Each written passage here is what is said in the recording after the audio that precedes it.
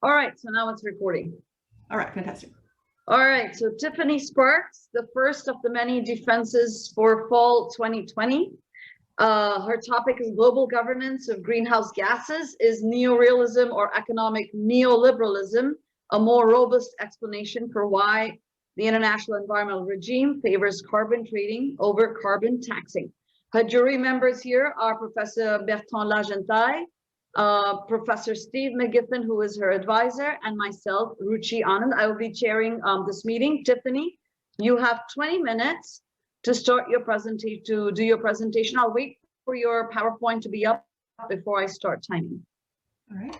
And is the PowerPoint full screen? Yes, the PowerPoint is full screen. I will go ahead and start the timer. All right, my name is Tiffany Sparks, and my advisor is Dr. Steve McGiffin. A bit of housekeeping first. If you look down here in the left corner, you'll see the slide numbers. If you have any questions, be sure and write those down so that we can come back to the slide if you have any questions, where you had the question. My research question is neorealism or economic neoliberalism a more robust explanation for why the international environmental regime favors carbon trading over carbon taxing?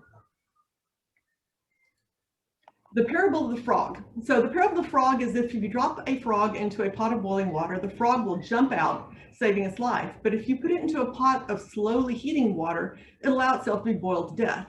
This is a parable representing how humans are good at addressing immediate crisis like the COVID-19, but they're less responsive to slow, gradual change or slow structural violence. So why don't we take action? First, it's comfortable in the pot and it would take effort to get out. I mean, it takes a lot of effort. We have to cut carbon emissions quite a bit.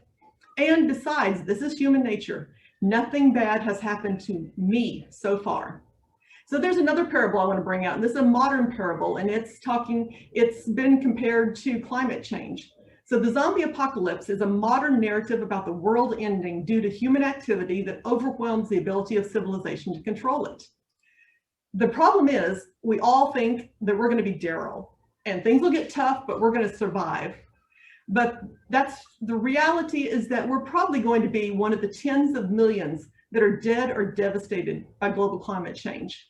So this is just the human nature. Why don't we react? Why don't we do something? It's just too slow, it's too gradual, and we think it's not going to happen to us. So a hegemonic position is just common sense. It's a belief that a particular method is the only way something can be done, because this is reality, and this is the way it's always been. So for example, we can't create an environmental regime that stops climate change because states will never agree to any agreement that cuts emissions strongly enough or deeply enough that will actually stop climate change. So instead, we're just going to sit around and we're going to wait for a technological miracle to occur. My thesis is pointing out that what we have now, it developed over time. One of the things I was really frustrated about when I was reading papers, especially on neoliberalism and environmental neoliberalism, is that they would talk about the neoliberal position developed, that we're becoming more neoliberal, but they never put numbers or facts or examples behind those words. So that's what this paper is doing. It's showing change. And it does this by looking at the financial flow information, the on-the-ground research by critical geographers, and analysis of change in the wording of the treaties over time. So neorealism is the commonly accepted theory. Oh, I'm sorry, let me go back just a little bit. Why did I choose these two theories? I chose neorealism and neoliberalism. Why these two theories? So neorealism is the commonly accepted theory. It's all about states maintaining relative advantage over other states. If it's all about states, then change can only occur by changing the structure of power or changing the state system. My thesis seeks to redirect attention to the influence of non-state actors, something we can change by pointing out that the regime has changed over time despite the relative stability of the international system of power. So why neoliberalism? So neoliberalism puts the focus on economic power of both state and non-state actors, such as transnational corporations. And change can occur by incentivizing states to rein in transnational corporations by appealing to states' need for control.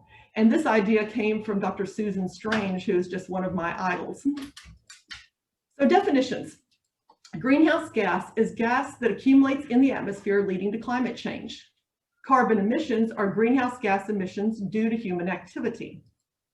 Carbon tax is a government intervention putting a tax on all carbon emissions, while carbon trade, also referred to as cap and trade normally in the world, is where the government determines how much carbon will be emitted, and then it distributes out shares out of that whole to producers.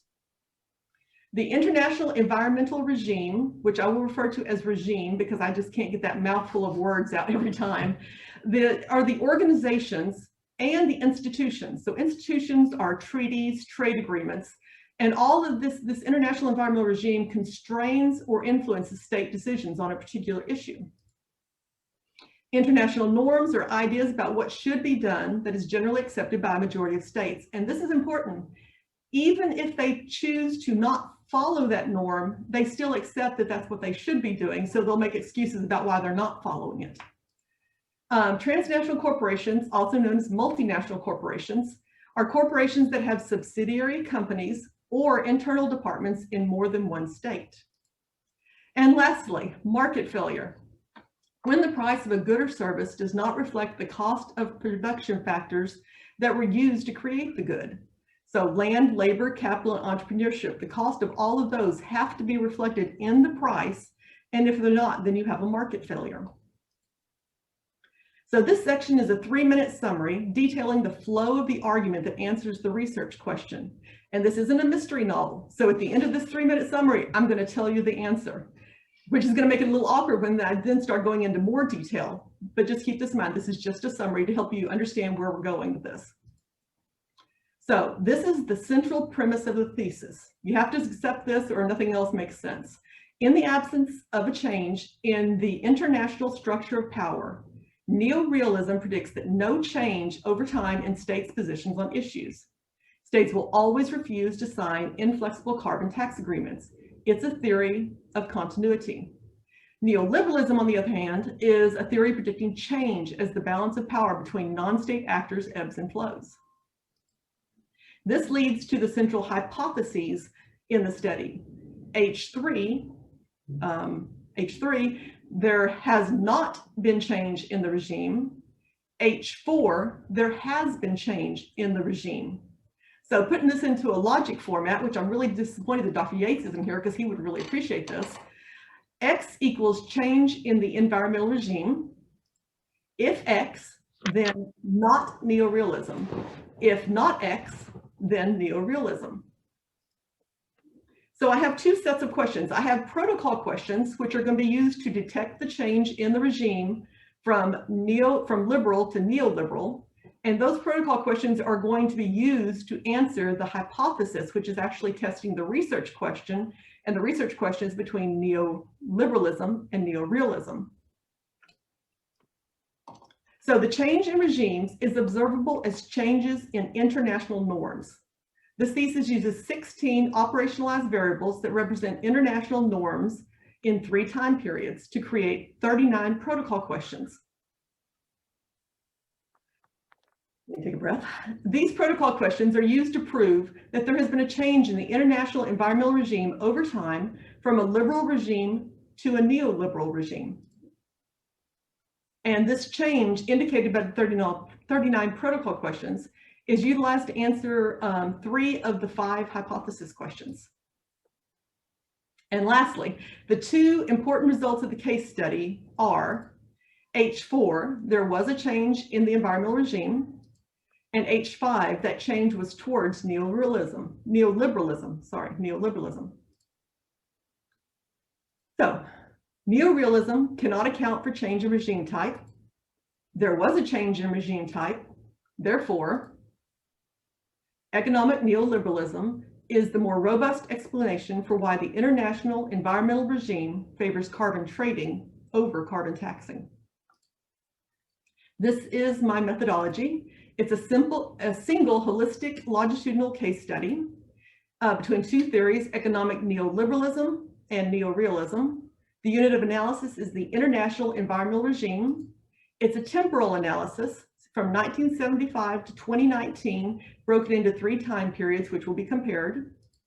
It's at the international level of analysis, and the primary data source are the international multilateral agreements, primarily concerning climate change. So here are those international agreements. The green represents period 1, the yellow represents period 2, and the red represents period 3. In addition to this source, I had other sources used in answering the protocol questions: game theory, US policy decisions, public and private research organizations, and databases and journals. So each section for the next 3 sections is going to begin with a summary, and then that summary is followed by more details. I'm going to tell you what I'm going to tell you, and then I'm going to tell you. So human-induced greenhouse gas emissions are causing global warming and climate change because of a market failure. The international regime focuses on carbon trading as a solution, but this solution is not slowing the growth of greenhouse gas emissions. The thesis premise is that global carbon taxes are a better solution. Human activity is releasing unsustainable levels of greenhouse gases into the atmosphere, and this is resulting in global warming and climate change. So embodied carbon represents all the greenhouse gas emissions at each level, all the way from when the raw resource is extracted from the ground, when it's transported, when it's produced, when it's actually used in a building, and I would even include the transportation costs for the workers to get to the building, all the way to when it's in a landfill or it's being recycled. It's from the cradle to grave, all of the emissions that are released at each point. So this is a demand side idea. It puts the focus on consumption, not production. We're not concerned now with this factory over here that's doing smokestacks in the air. What we're concerned about is Rishi Anand sitting in class drinking out of a plastic water bottle. It's a consumption, not production. This is important because states can claim to be lowering their carbon emissions, but instead they simply export their pollution. They do this by importing high carbon goods from other countries, so that other countries release the carbon and then they use the product. This has created a market failure with carbon emissions. That's what we're living with right now. It's a market failure. The cost of a product must include the price of the production factors, the land, the labor, the capital, the entrepreneurship. Land includes all natural resources. It includes trees, minerals, and it also includes the atmosphere. So the use of the atmosphere at each one of these points was not included in the price of the product. And this made high carbon products much cheaper than they should have been. Without the price signals, consumers did not demand low carbon products. And that's why we're in the situation where we are now. A premise of this thesis is that carbon taxing is a straightforward method of incorporating that cost of pollution, and that it's superior to carbon trading. However, the international environmental treaties since Kyoto have shown a clear preference for carbon trading, and what we're doing is not working because, as you can see from this chart, there is relatively no change in the amount of emissions since 1959 to 2019, despite decades worth of treaty agreements. So neorealism and neoliberalism are both credible theories that predict that carbon tax is unacceptable. However, neorealism cannot explain why the environmental regime has changed. Neorealism's focus on the state obscures that this is a non-state, neoliberal-driven process.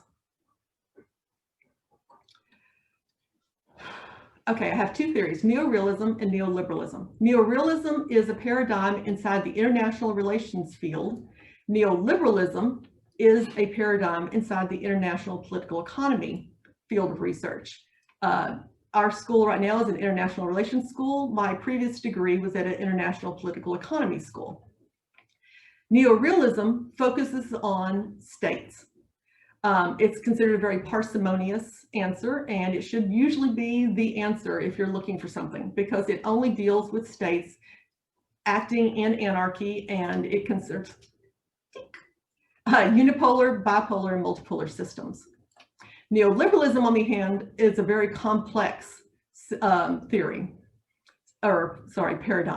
Neoliberalism studies economic power rather than military power, and it considers the power relations between states, transnational actors, and sub-state actors, and how these power differentials create change or how they influence state decision-making. Once again, neorealism, I'm sorry. So both these theories are credible.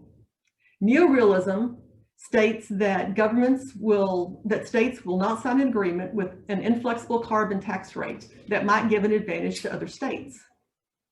Neoliberalism predicts the same thing. States will oppose a government intervention, such as carbon taxes, in favor of a market solution, such as carbon trading. Since both theories predict that carbon taxing will not be enacted, then the question is whether one is more applicable than the other. As stated above earlier, neorealism is a theory of continuity. Neoliberalism is a theory that allows for change. So I'm going to read, let me see if I can get this all straight. So if the norms and principles of the regime have not changed over time, then neorealism is the more parsimonious answer and should be the answer chosen. If the norms and principles of the regime have changed over time and in fact have incorporated neoliberal norms and principles, then neoliberalism theory will be supported as the more robust explanation. So the ideas from the previous section are used to create 5 hypotheses to determine if neorealism or neoliberalism is the better explanatory theory. H1 and H2 support that both theories are credible. H1, neorealism predicts that a global carbon tax will not be enacted.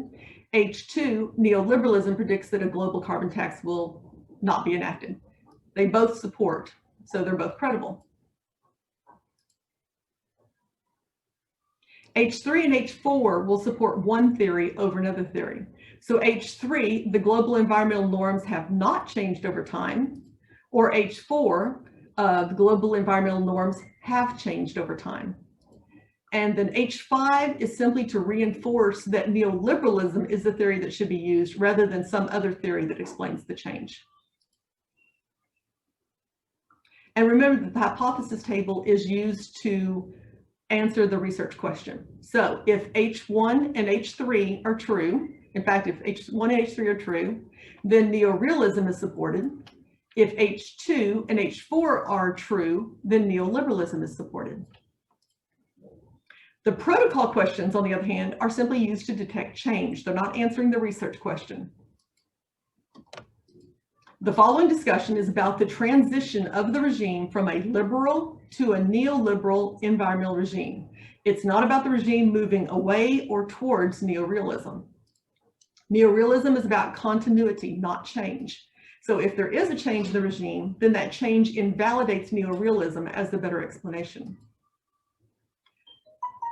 So 16 norm variables were turned into 13 protocol questions, and these are asked at each of the 3 time periods. So this is period 1, this is period 2, this is period 3. And at each period, I asked the exact same questions, but I got different answers and I used different sources. So let me zoom in for an example. Responsibility competition. Does the agreement follow the polluter pays principle when distributing burdens? If yes, then it's a responsibility and it's a liberal norm. If no, then it's competition, which is a neoliberal norm. But in addition to how the wording in these quite loftily and somewhat confusing agreements, these treaties, I also wanted to see how was it operating out in the real world. So I created O responsibility and O capacity and O multilateralism. So the question is, have OECD states' transfer of green finance to developing states demonstrated a commitment to increasing additional funds to developing states? If yes, then it supports the liberal position. If no, then it supports the neoliberal position. So the hypothesis table is used to answer the research question, as I mentioned earlier, by accident. So H1 is true. It utilized game theory's prisoner's dilemma to show that neorealism predicts that states will not sign a binding, inflexible treaty concerning concerning carbon taxes. H2 is also true. H2 utilizes literature from Frederick Hayek, who is the founding father of neoliberalism. Dr. McGiffin is gagging right now, I know he is. And It also used a collection of free market environmentalists to explain why neoliberalism rejects government solutions like carbon tax and prefers market solutions like carbon trading. And this is the actual book that I got the market theories from. H3 is false, H4 and 5 are true. So the 39 protocol questions were consolidated into a single table and for determining what kind of regime dominated during each time period. So now we have period 1, period 2, period 3, and within each period we have, on the left side, we have the liberal positions that were supported, and on the right side of the column we have the neoliberal positions that were supported. So let me zoom in so I can show you an example. You can see during period 1, it was a liberal regime. During period 2, it became more neoliberal. And by the time we reached period 3, it was heavily neoliberal. So in conclusion, H3 was false because there was a change in the regime. Therefore, we can do away with neorealism and state that economic neoliberalism is a more robust explanation for why the international environmental regime favors carbon trading over carbon taxing. The classical economic theory explanation is that the externalities of greenhouse gas emissions were not included in the price of goods. So there was no price incentive to create demand for low carbon products. There was nothing to tell the frogs to jump out of the pot. But wait, was there actually some force actively keeping the frog in the water?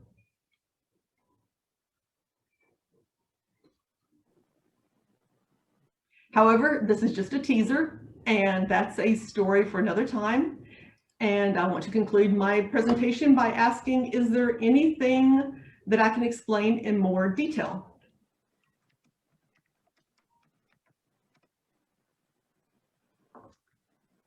Okay, great. Thank you, Tiffany. You're well on time. Below 20 minutes, you are done with your presentation. That's excellent. I'm assuming you're opening the floor. You're done with the presentation?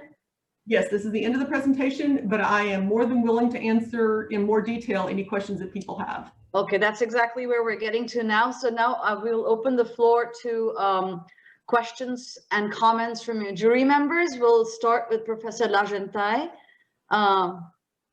Bertrand, you're muted, so you want to unmute yourself, and the floor is yours.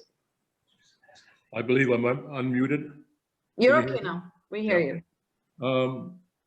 So what I will try to do is to see the main thrust of the argument and then asking a few questions or a few suggestions for improvements. The thesis sets out to discuss how a preference for carbon trading over carbon taxing has gradually taken over or to the point of becoming mainstream among those in charge of defining the terms of the struggle against climate change. It is based on a very thorough piece of research. The bibliography is impressive on the way that preference has asserted itself over the past 45 years and sees it as reflecting the rise of neoliberalism, especially after 1979 under Prime Minister Thatcher and after 1981 with President Reagan. It is strong in the analysis and definitions of the basic concepts involved, including greenhouse gas emissions as a global public good, opening opportunities for free riding, the concept of embodied carbon and why it can give rise to misleading statistics, the cost of climate change, and environmental failure resulting from excessive greenhouse gas emissions. The author explains the motivation of her thesis as an inquiry into who benefits from not taxing greenhouse gas emissions. Why has carbon trading prevailed over carbon taxing? What are the reasons for neoliberalism's rejection of a carbon tax? Neoliberal environmentalism sacrifices environmental protection to growth. Liberalism favors exchange while neoliberalism favors competition. There is an interesting historical section after paragraph 233 on neoliberalism, with reference to the Mont Pelerin movement, to Chile after 1973, to the role of the Chicago School, to the Washington Consensus, and to Rawlsian to the Rawlsian core precautionary principle. The examination of what sets neoliberalism apart from liberalism is quite convincing. It is neoliberalism with its emphasis on equality that has prevailed on the equity norm that is at the heart of liberal environmental justice. A meritocratic norm has won the day over a more democratic one. Game theory is used to show that climate change treaties will not be signed because of the free riding problem. Game theory, as is well known, predicts a less than optimal outcome solution, mainly because of free riding. Now, some humble suggestions for improvements. One can imagine some minor improvements or complements or supplements to what is, to repeat, a very thorough work and investigation. You say that the scientific evidence is unequivocal. Climate change denial might have deserved a little more attention, for instance, by focusing on that denial that relates to solar phenomena, solar storms, for instance. To the relationship between neorealism and the Westphalian Order, the Treaty of Westphalia in 1648, setting nation states as the supreme actors of international relations, would have been worth mentioning. Neorealism can be seen as directly derived from the Westphalia Treaty. As an example of the trend towards unelected regulators replacing elected officials, a point made in your thesis, one could have mentioned independent central banks. The implications of the diminished rate of trade unions, the implications of the diminished role of trade unions in OECD countries could also have been discussed. A reference to regulatory capture, where those who are regulated capture the agency in charge of regulating them, turning supposed watchdogs into lapdogs, would have been welcome. As would have been welcome a passing reference, at least, to Al Gore, and also to another book by Friedrich Hayek, the father of neoliberalism, The Road to Serfdom. That also would have been an added reference. An idea that is doing the rounds at the present time is that of polylateralism, which would create fora associating not only countries, so it's not only a multilateral forum, but also NGOs and some corporations. In the peculiar sense of the word, it would be a coalition of the willing.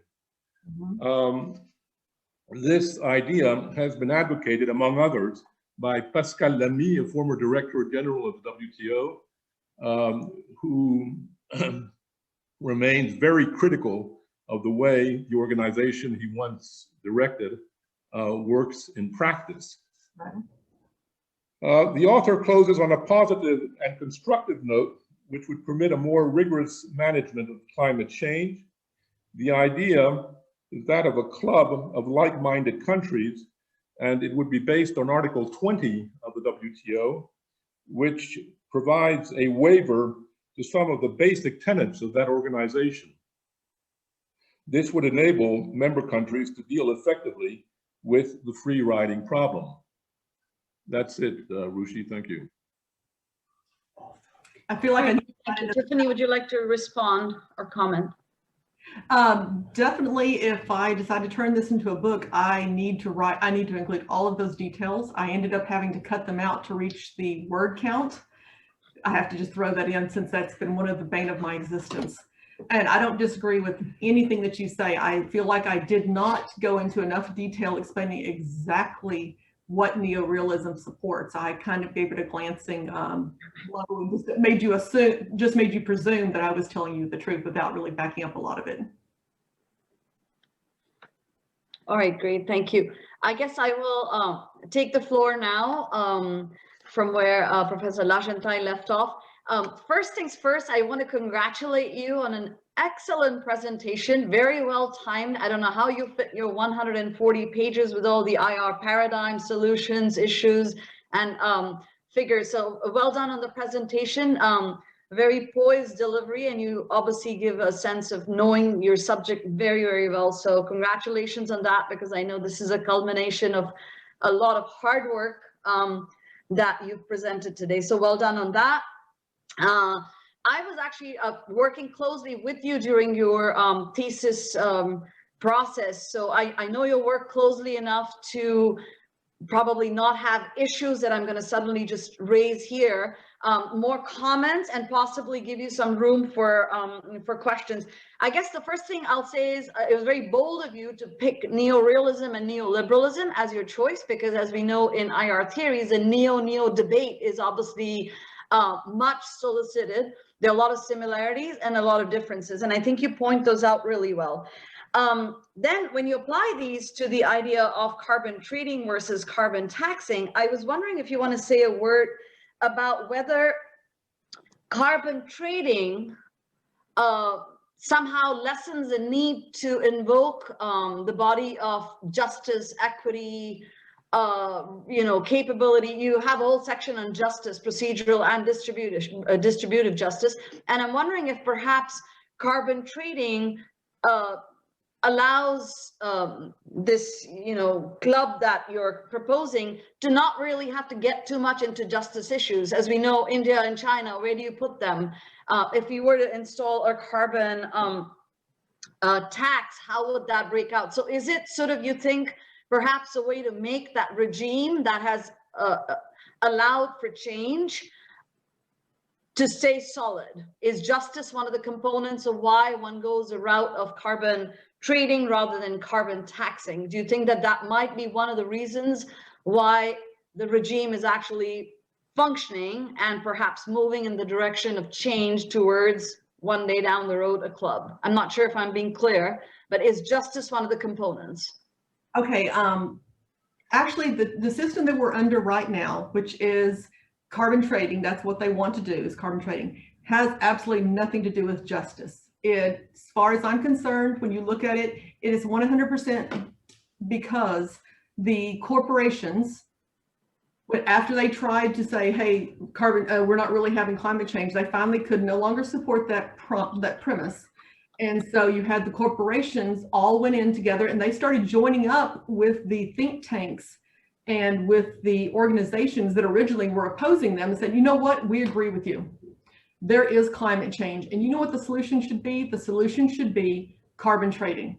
And so it had nothing to do with justice, had nothing to do with what's best for the world. It was the decision. The corporations were looking at two alternatives. One, we can trade this carbon where we control what's going to happen, or we can let the government set a carbon tax and then we lose control of the situation. Mm-hmm. So as I said, it has nothing to do with it has nothing to do with justice. It was entirely about what did the corporations want. Yeah, which is exactly my point, is in the fact that it has nothing to do with justice. And you mentioned the World Trade Organization and the trading rules. Trading has nothing to do with justice. And so what I'm saying is one of the reasons why we're not moving to a carbon taxing kind of arrangement would be that it's so easy to evade any kind of issues of justice by hiding under the free trade and the carbon trading hat, rather than saying, all right, taxation, and how do we distribute that differently? Absolutely, I agree with you on that. And I'm sorry, all these terms, when you say carbon tax, carbon trade, sometimes they just flip in my brain. So I actually heard you say, ask a different question.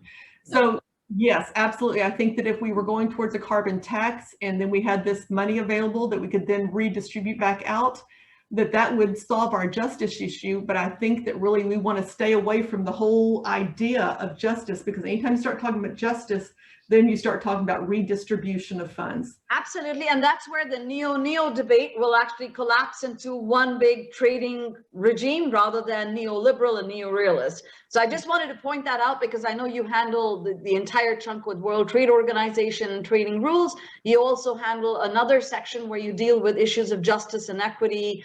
And I'm interested by and actually quite fascinated by the fact that the jargon and the terminology of trade allows us to hide behind all of these justice issues that you raise.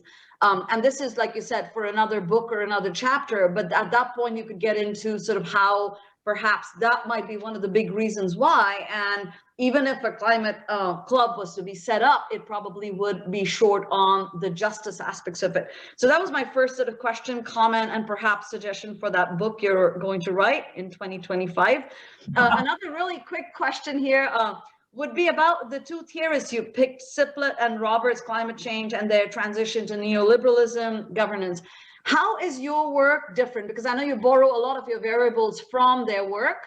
And I just wanted to ask if you altered anything there. Did you find shortcomings in what you did that you probably employed in your thesis? What would be sort of your, like Tiffany's point in branching away from what Siplet and Roberts do? Have you added something to their variables? Did you find their study was? And actually, there's a little bit of history here. So these were the four primary books that were kind of like the guiding force behind this thesis. As you realize, I had like 6 pages worth of sources, but these are the four primary ones. And when I read Siplet and Timon's paper, it wasn't that important to me because at that time I was reading these two up here. I was learning about neoliberalism. I was studying Gramscianism. So I went to Siplet and Timon's paper. I'm sorry, I always call them Timon's, Siplet and Roberts' paper. And all I really got out of their paper at the time was I took one paragraph out of there. And it was about how this group of what they called liberal norms had changed into neoliberal norms. So I took those variables out from right there, just took them straight out and used them.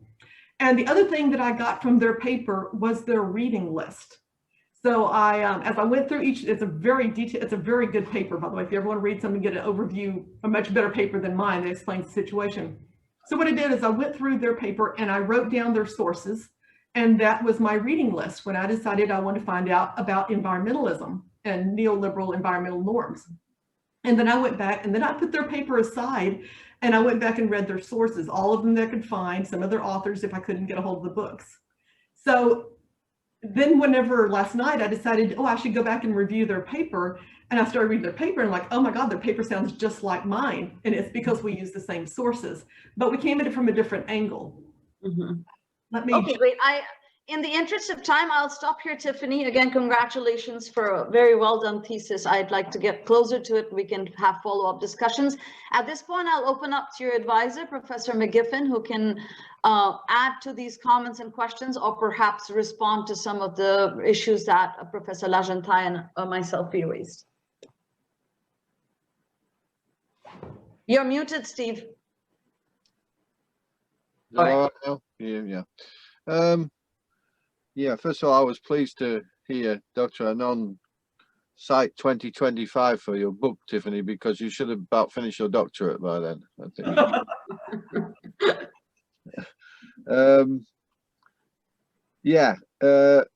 Market failure. What you say about market failure would actually imply, although it's outside the immediate subject of your thesis, it would imply that market failure is more or less general. There are very few processes which can be, well, perhaps I'm exaggerating, but a lot of processes, a lot of industrial processes and commercial processes involve the production of pollution, which is then not paid for by the polluter. So do you see this as a particularly acute case, or is it the fact that we're not dealing with paper clips, we're dealing with the fundamental products which run the economic system under which we live, and that makes it more difficult, for instance, than tackling the question of ozone depletion. It's so tacked onto that question. which was barely a question, it was more a comment. A lot of the power of corporate capital is expressed through elected parliaments, institutions, Congress, and so on. The question that I'll ask is that not a major factor in this? Because there are some countries in the world, including your own, where the word tax is an anathema. I find very interesting the different attitudes to taxation in different countries. In France, people treated like paying for anything. They're angry at the moment, probably because they're not getting, they don't feel they're getting value for money, but they don't have a problem overall. Nevertheless, it could be very difficult to get through any major elected assembly, any genuinely elected assembly, and the US Congress, I'll include that for a moment. The idea of a new tax, how do you think that could be handled? I've heard various solutions to that problem. I'd like you to say how you think that could be pulled off. Yeah, do you want to answer that now, or should I continue? If you get too many questions, you're going to have to review them with me again. Okay, no, answer that one and I'll go on. I've only got a couple more, but if you want to answer that one. So of course, you guys have read my paper, and so you see that I have the Carbon Club at the as a possible solution. One advantage of the Carbon Club is that it's not, let me see. Yes, it does involve putting a tax on the product, and that's going to have to be sold to nations. They're going to have to agree to do this. And possibility, the way that you can make this more palatable to them is simply to take that tax and refund it as a lump sum back to the people. And that's one of the ways that they've talked about making a tax more palatable. Right now with carbon trading, all the profits from carbon trading go straight back to corporations. So what you would have to do is you have to sell the carbon tax. And it has happened. We have states in the United States even that have created carbon taxing programs. But you have to sell it as being something where the proceeds are going to be given back to the people. Wouldn't that be, sorry, that would be redistributive though, wouldn't it? I Yes, mean, there's no much point in taking 500 euros off me and giving me 500 euros back. You have to work out where I am in the pile. Pretty low, I have to say. But so, you know, some people will get back more than they paid, more than it cost them, and some people will get back less, and that even that can cause problems. In Sweden, what they've done is, I know that one of the major things they wanted to do was to make sure that everybody got something. Because what you don't want to do is take that money and give it only to poor people, because then the middle class and the upper class will say, no, we're not going to do that. So you would definitely, like you said, everybody have to get the same amount. You could design it like the child benefit system in Britain, where everybody gets the same amount. The Queen gets the same amount as my mum used to when she was alive. But that's great. It makes it a progressive, in a sense. It makes it progressive, because if you give my mum £500, it would have been a big thing in most phases of her life. Where I give the Queen £500, she wouldn't notice. So it is in that sense, it's very cleverly progressive, but everybody gets something. Yeah. I still worry about getting this through any kind of elected assembly, because they're so dominated by lobbyists from capital. So much consolidated wealth. That's going to be the big thing we have to overcome, is that if corporations are fighting this because they don't want to pay a tax, or they don't want their products to be more expensive, it's going to be a very difficult sale. So yeah, and then, you know, you've got the problem of tax havens and so on. Anyway, maybe that's not your problem or even mine anymore. It was at one time. Right. The Climate Club, you know what my worries are about this. It doesn't seem to me that it could possibly happen within the European Union unless all 27 member states agreed. I do know that the Lisbon Treaty admits of the possibility of having smaller groups who want to go further on certain issues, but I don't know that that would allow a border tax, for instance, say between Germany and Poland. Mm-hmm. How do you respond to that? Well, US wouldn't want to play, the WTO would hate it, you know, Britain would hate it, Britain wouldn't want to play, the EU, some countries would and some wouldn't, but that would mean that none could. These are all political problems. I'm more a political person than an economics one, so I see these political problems. I used to work with them on a daily basis. Every environmental proposal that comes out of the European Commission, usually they were, at least in the past, very good proposals, but then they get devoured under the pressure of corporate lobbyists. And I suspect that that would happen with this, but again, maybe I'm just too pessimistic. Economic unit, so it would have to go as one piece. There would never be a border carbon tax between Germany and France, because the EU would go as an entire economic unit. Yeah. It would be a border carbon tax between the EU and Russia, for example. Yeah, and Turkey. Yeah. But that's where, and this is something to think about, sorry to jump in, but the neo debate, at the end of the day, neoliberalism and neo-realism have more similarities than they have differences. But in the interest of time, if no one else has any other questions or comments. Could I just make a quick comment, please? Just a quick, Yes. comment. Tiffany, I was disappointed by one thing in your thesis. Everything is rigorously argued, and then suddenly we find Banquo's ghost. Human nature, please don't invoke human nature. It's just a cop-out. It just says, why I can't figure out why this is so, you know. So we all have the same nature apparently, but in my experience we most certainly don't. Men, they talk about men. Who talks about men? Human nature. All of the IR theorists, when they talk about human nature, they're talking about man. Oh yeah, well, I don't believe that there's any such thing as human nature, but I'm an academic and I'm willing to be persuaded. But Tiffany doesn't make any attempt to persuade. She simply throws in this frog of human nature, and I find it unsatisfactory. I'd like some evidence of what this nature is, or probably easier would be to take that reference out. I think that's all. Yeah, and we've discussed, now we're running out of time, we can't discuss why you didn't choose to use a critical theory, but we'll come back to that in informal discussion. Okay, Mushy, the floor is yours. All right, so at this point then, members are back. So after not a very long deliberation,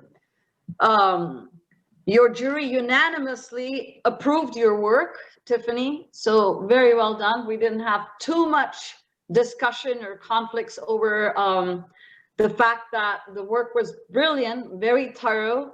You were able to combine something that was extremely complex into a very manageable and well done work of academia.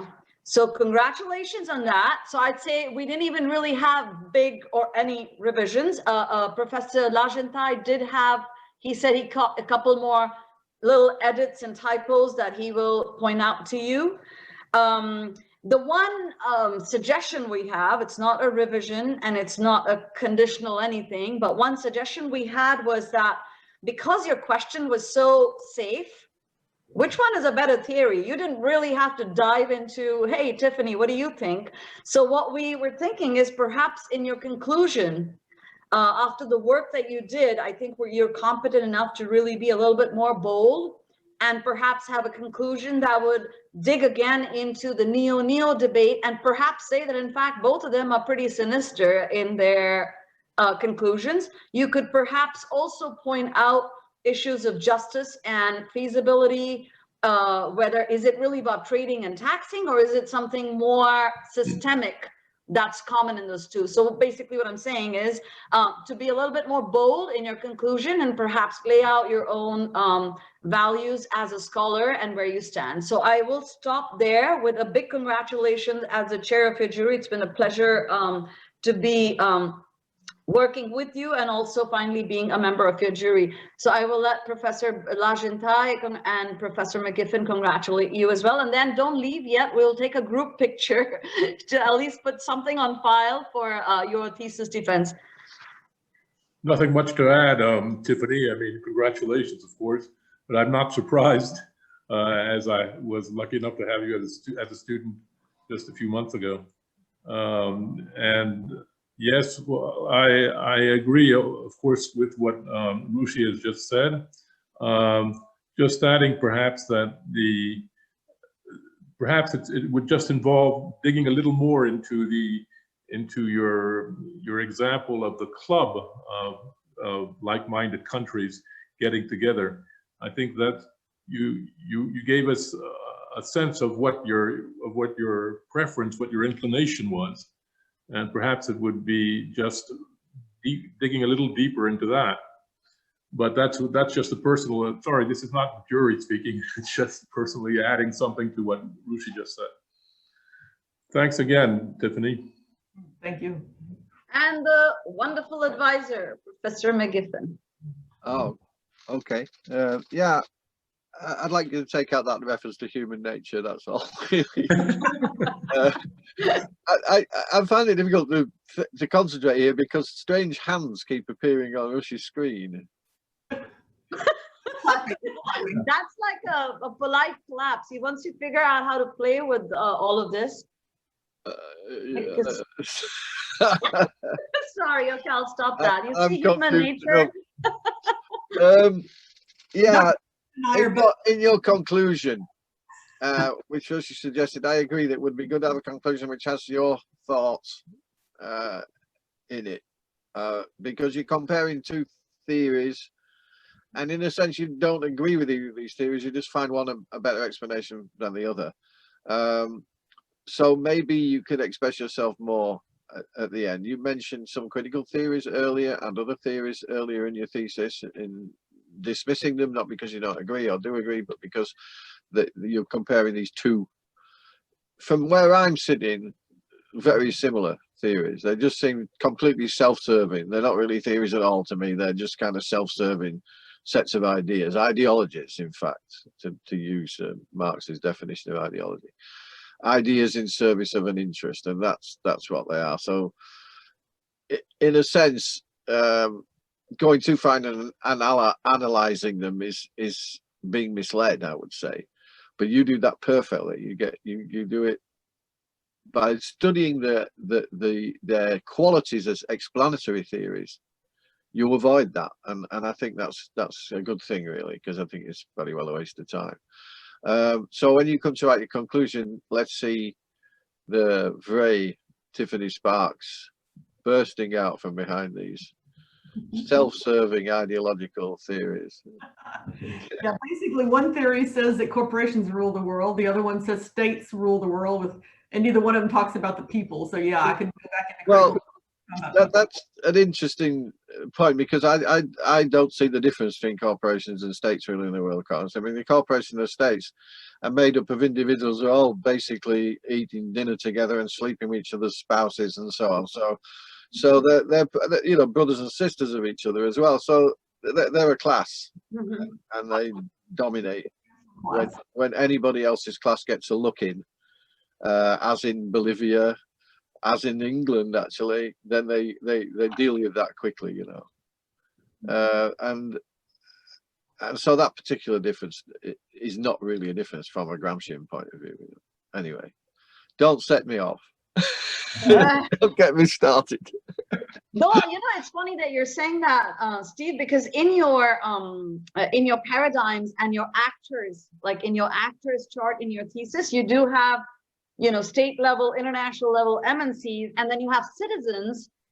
You also have elites, and I think you're actually somewhere going to the same point that Steve just made, is that, you know, maybe there is the whole TNC state nexus that totally avoids any kind of oversight to citizens, because those elites are part of that very club. So maybe all of that needs to go more boldly. I think it would be nice for you to literally analyze, tear it down, and say maybe that's why we don't see any changes in policy. We don't see any progress in terms of actual action. You know, so I think that would be it. So I think we all would agree that you need to maybe add some of you in the conclusion. Could I just add it back? Because I was trying to remember when there was just Bertrand here, I was trying to remember the name of the theorist. It was before 10 a.m. in the morning, so I couldn't. Now I do. It's William Robinson. And I think you should look at William Robinson as well. Okay. Sorry, what's the first name of this Robinson? William. William. Sorry. Yeah, sure. He's University of California. He teaches, or rather supervises the PhD of one of our brilliant former students, Dave something or other. Come on, help me out here. Don't you remember him? Dave Feldman. Huh? Dave Feldman. Dave Feldman, a voice from nowhere says Dave Feldman. Yeah, that's right. I knew he had the same name as a British comedian, Marty Feldman. Yeah, yeah. I think you should maybe look at William Robinson as well. Okay. That's who I was trying to remember earlier. Anyway. Okay, I'll shut up now. All right, great. Well, reiterate, congratulations. And so at this point,